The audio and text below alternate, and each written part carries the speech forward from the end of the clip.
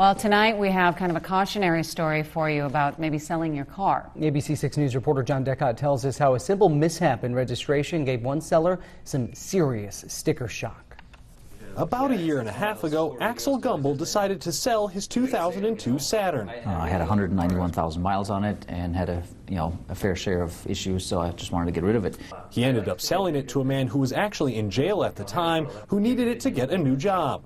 Gumbel reported the sale to the state, and while they couldn't find the man in their system, it didn't seem to be an issue. They said, no problem, we'll just put it into our system as a sale to unknown, and that should take care of it.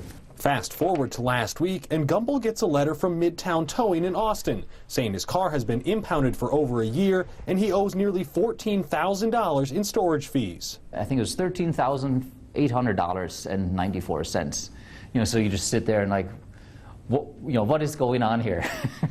As it turns out, the man who bought the car never came forward to register it with the DMV, so Gumbel was still the lawful owner. Gumbel worked it out with Midtown Towing, who say they see this kind of thing almost every week. These cars are bought and sold, 2 or 3 times sometimes, and if you didn't transfer the title, if your name's still in the title, you're still a registered owner, so you'll be getting a letter from, certified letter from us. Steve Soley, the owner of Midtown Towing, estimates that about half the cars on his lot won't ever be reclaimed.